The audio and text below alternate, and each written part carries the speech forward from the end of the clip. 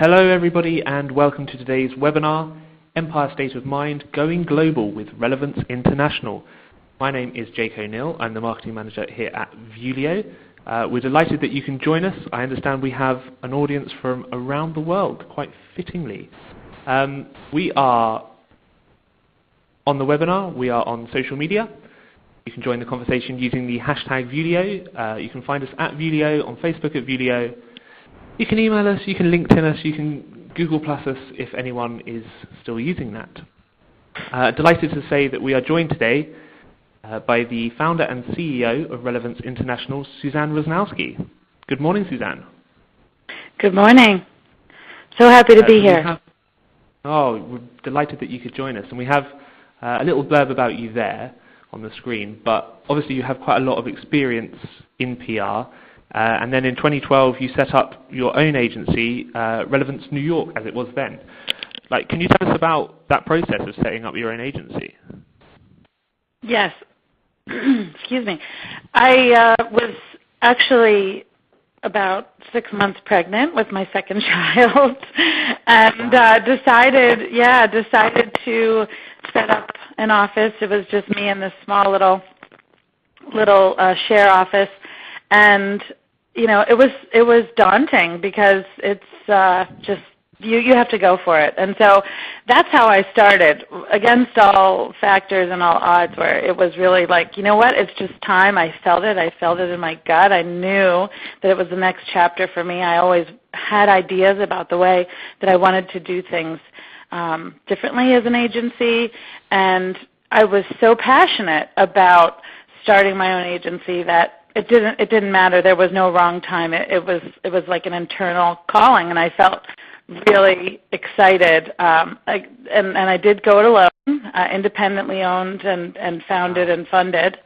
And I just started up in my little office and grew organically, one person at a time, as I could. At first I had to deal with a maternity leave, which meant a lot of crazy,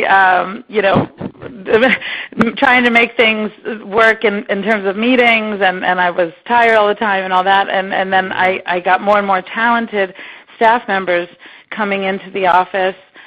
Once I was back from maternity leave, I really went full throttle. I had great relationships based on my previous 10 years working in Manhattan, and I just continued on with those. And as a team, which is really what makes Relevance International great, we have a strong culture of teamwork. We grew organically in New York, and right around the 5-year mark, we were getting a lot of demand from clients in the real estate, hospitality, luxury, good world, which is those are the areas that we service primarily. We were hearing a lot more about how do we reach the high net worth individuals wherever they are in the world, and they really prompted us to think more globally. And we were, racking our brains thinking, what's the best way to approach this? Because we do want to grow more globally. Obviously, we wanted to grow more in New York as well, but I think it was both that we wanted to reach media around the world, and we wanted to have more of a presence around the world. And so the natural evolution of that was we did a rebrand right around the 5th year, and we changed from Relevance New York to Relevance International. At this point, we really pivoted our entire approach, and we added the London office. We did a big 5-year anniversary celebration, and we went full force into a global state of mind, which really was exciting. That's just incredible to go from this boutique agency, this one-person run boutique agency, into what is now a global operation in such a short space of time. Thank you. It was a team, though. It wasn't just me. I mean, honestly, it's such a great group of passionate publicists that we have working for us that are really, really good at their craft. And we always say the best way to get new business is to just do great work, and that's what they do. They just do great work. Wonderful. And you said when you initially launched the agency, you had an idea of what an agency should do and shouldn't do, and maybe it was different from the practices you previously experienced. So, so what were those differences? What were those key differences? Well, in New York, and especially in real estate, which was where probably about 80% of my clients were focused at the beginning. New York real estate is quite an old school club, if you will. There are many families that run the real estate world in New York. A lot of it is a boys' club as well, I should mention, which, it's quite different to be a female leading counsel to a lot of these guys. And and so what we really when we started Relevance, I knew that there were a handful of really, really good real estate PR agencies out there, and there was nothing wrong with doing things the way they did them. However, I made a concerted effort to do a couple things differently. One, we definitely have more senior leadership hands-on with our clients. So we have people at the director level advising the C-suite, because what I would notice is often there'd be what we call a bait and switch, where the senior member would pitch the business, and once we won it, the junior member would end up doing the heavy lifting and all of the strategy. And so when I would see that, I would say, well, that's really, if I were in the C-suite on the client side, I really would want someone more senior, advising me and not learning on my time. So that was one point of differentiation. So I always hired really talented directors to lead the charge. And then the second point of differentiation for us was really that we do a lot more with brand strategy, often coming in earlier in the process to help really understand what is the brand or project coming up against in terms of its competitive set, and looking at the brand in context rather than just kind of coming into a project. And oftentimes we would get hired late, and the client would say, well, we want you to just get us press. Just get us in the New York Times. Just get us in the Wall Street Journal, what have you.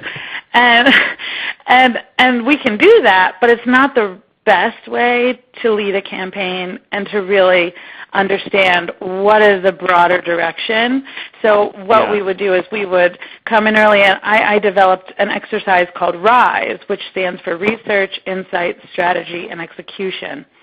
And what that does is it's a big research project, which basically looks at all the brand touch points, so social media, press, of course, the whole brand experience, everything online and off, and it really does look at the project or the brand or the company against its competitive set.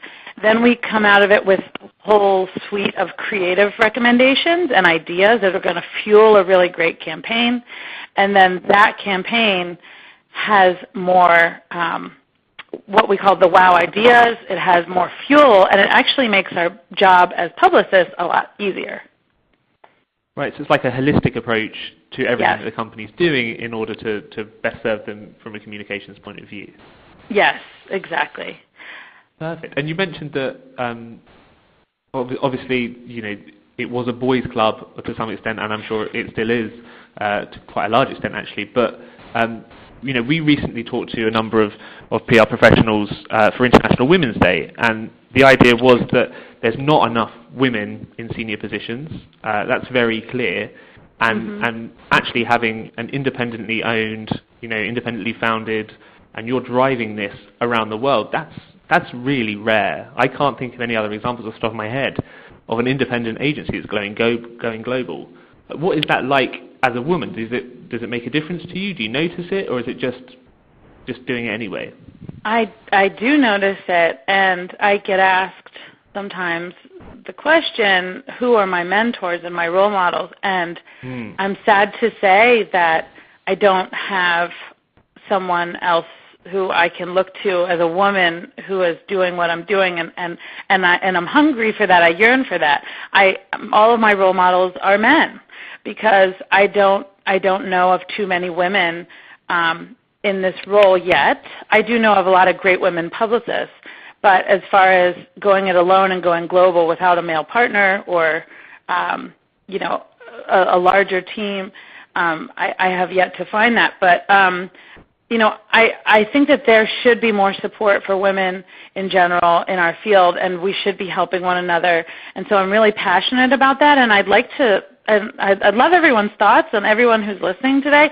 If you have any ideas, I'm very open to even starting some sort of a mentorship group because I see the need for it, and I'd love to be involved in it. I'm very, very passionate about supporting women leaders in our field. Wonderful. And would that be something you'd like to see on a global basis?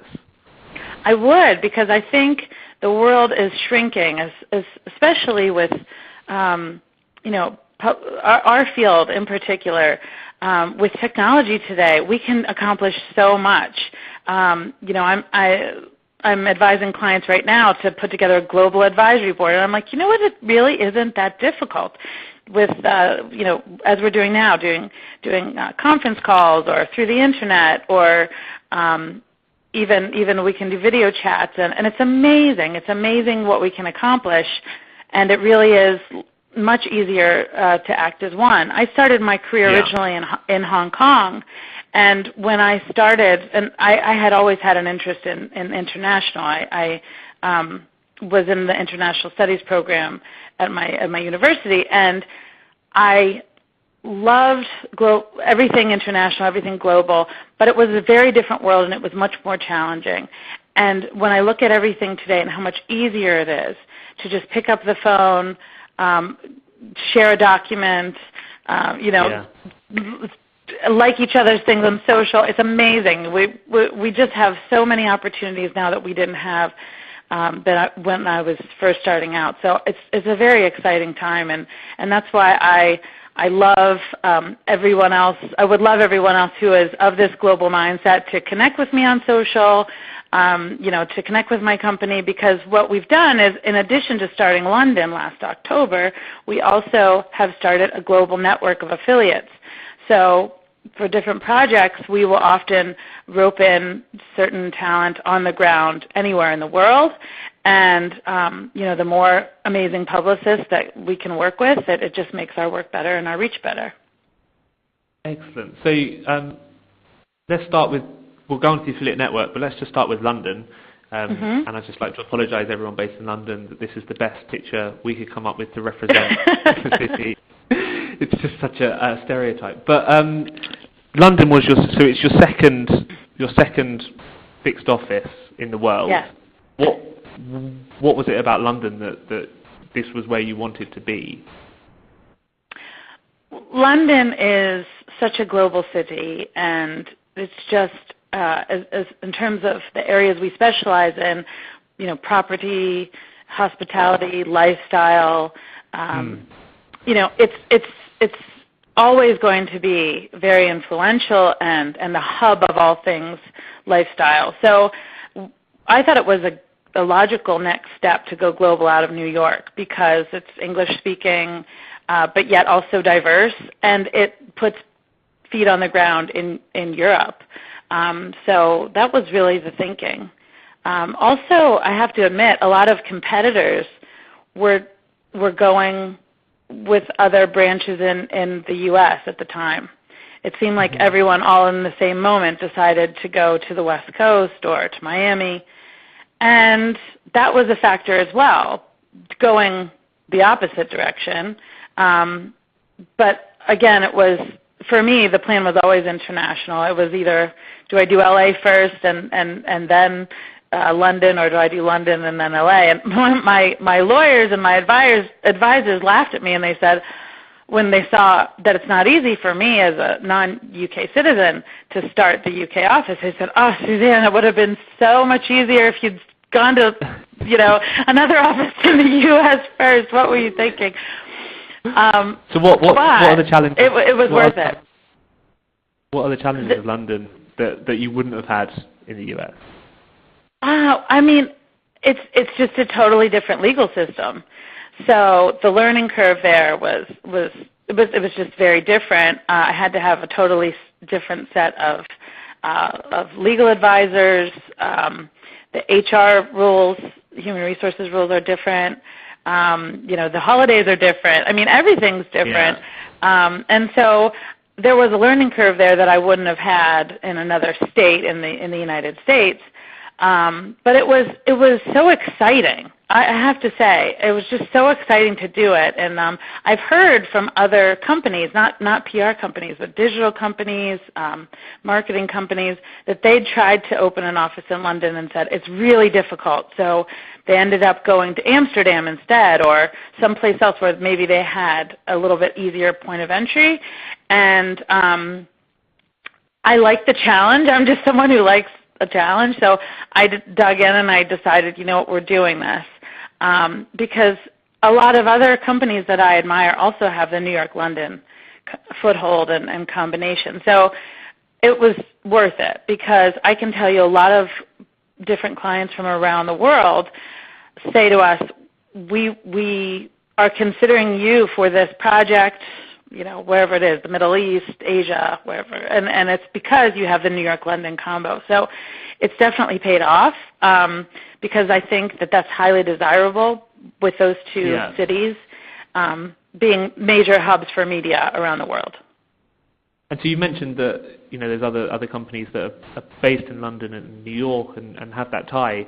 We've got a question that's come in. As an independently founded agency, how do you compete with large multinational agencies? Because we are not that.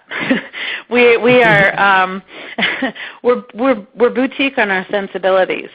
It's a totally different approach, and we're never going to win on scale in terms of we can assign the largest team.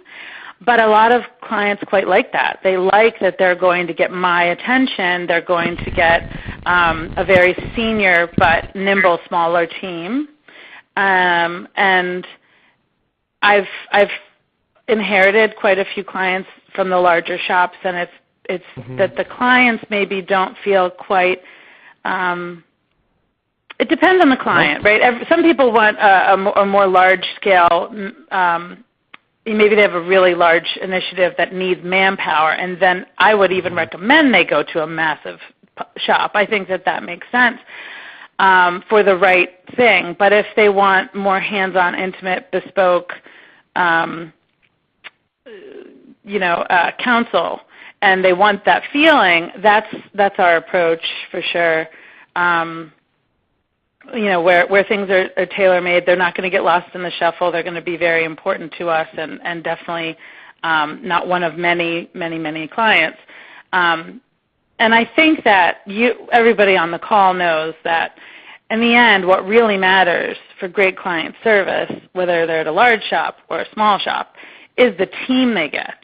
And is that team strong in what they need, and are they strategic, and are they well-versed enough to really advise the client? So, I mean, definitely nothing against large shops. I think one day we will be considered a large shop.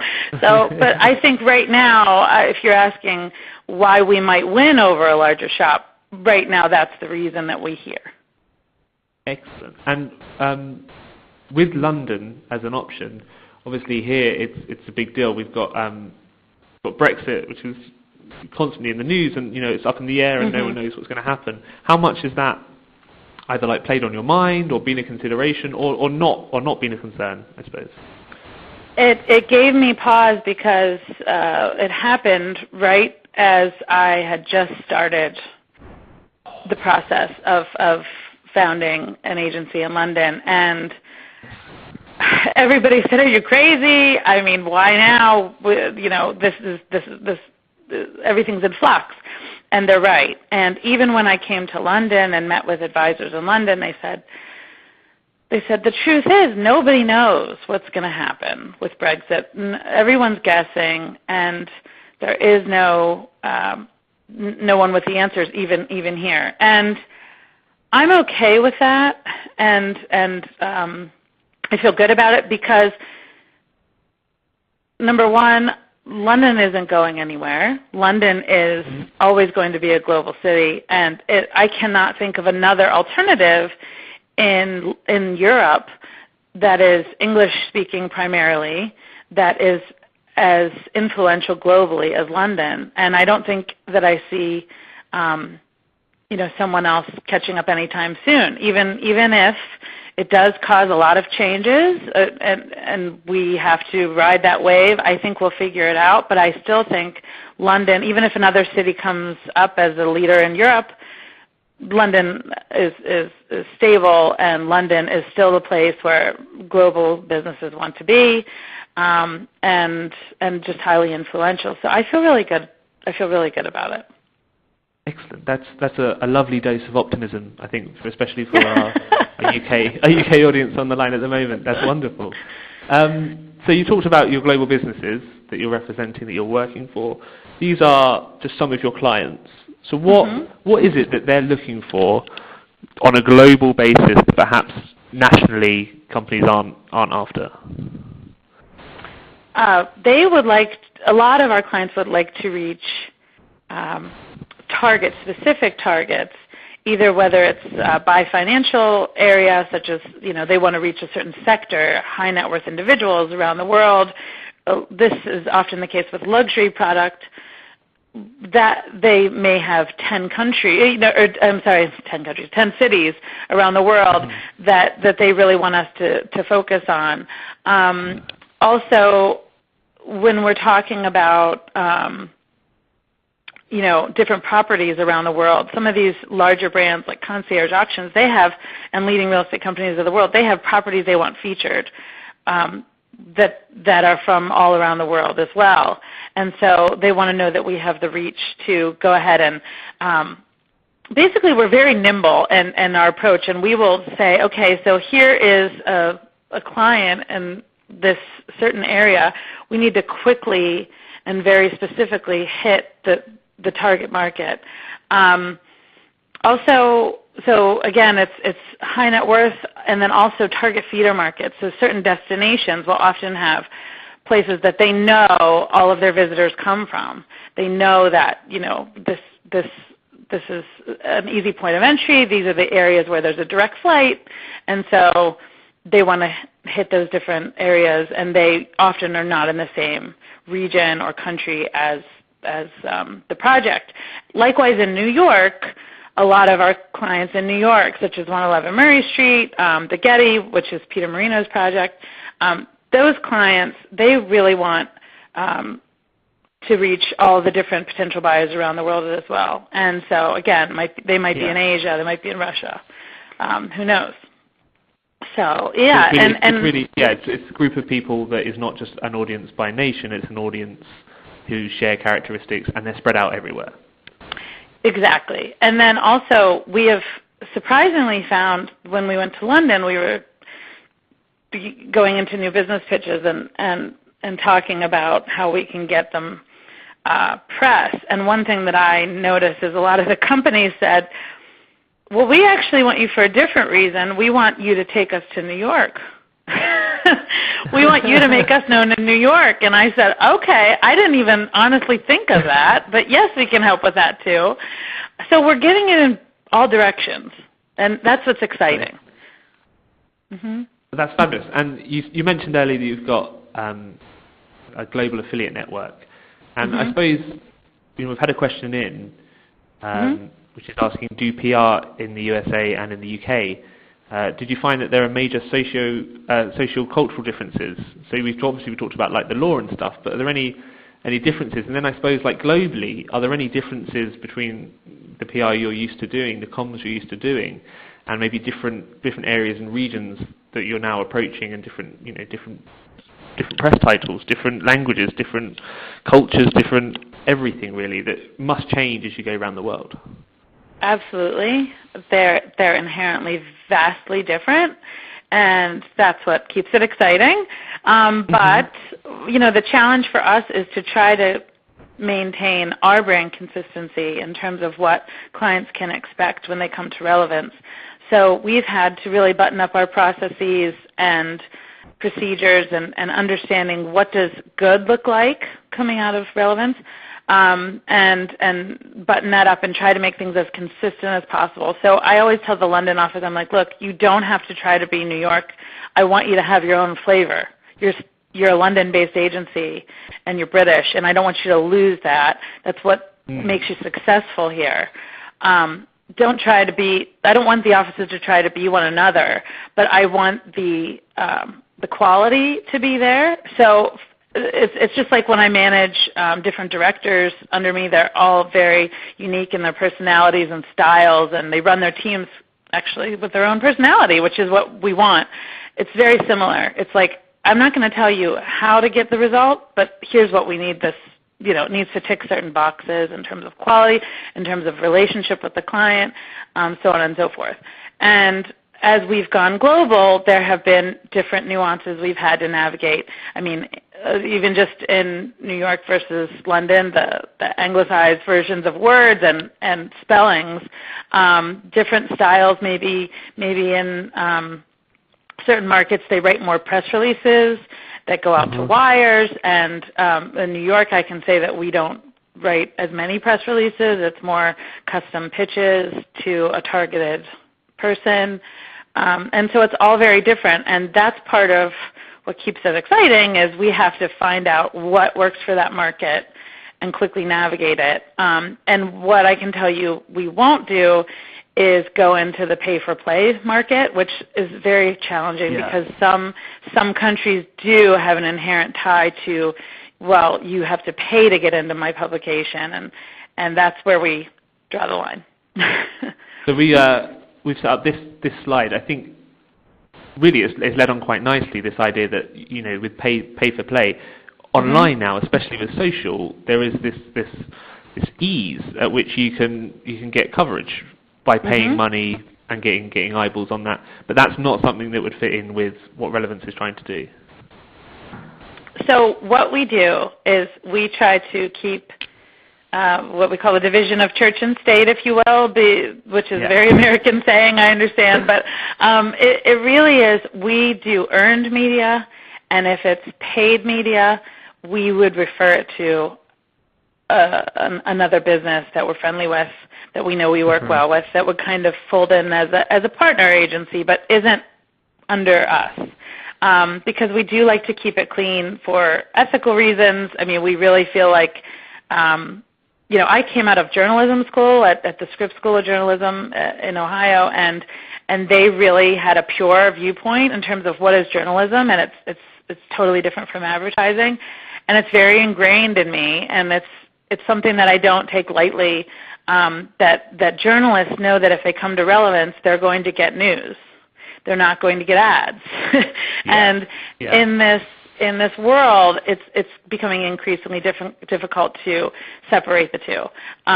But one thing that's been extremely challenging and super recent is that in January, when social media changed its algorithm to basically block content unless you're going to advertise, that was a whole new issue for us. And so what we've been forced to do is set up social media accounts. We do have the ability to run social media in our shop, and we do run it.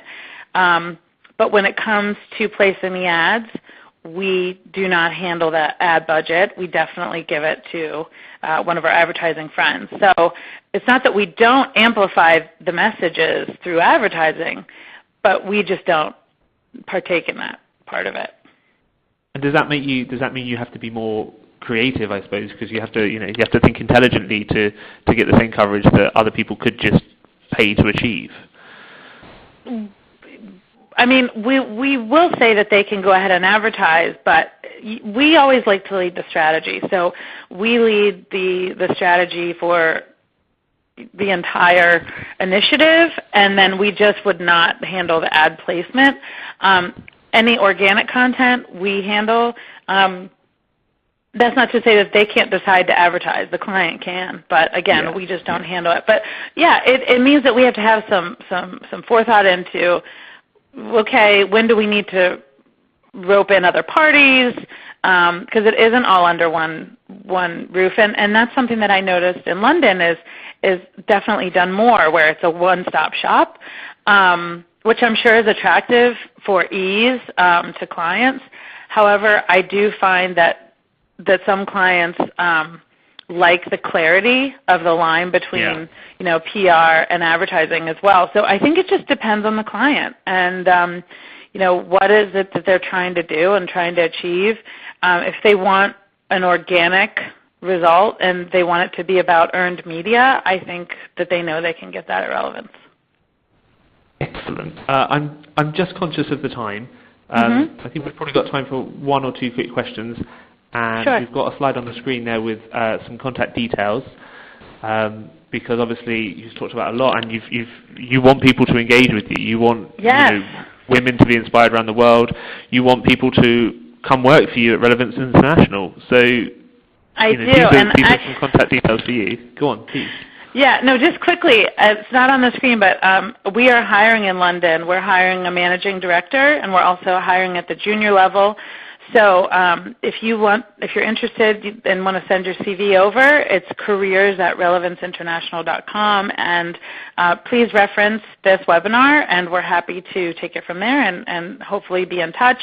And then the same thing with being in touch in general. We invite everyone to just contact us, let us know what you thought about the webinar, and hopefully we make some new friends out of this.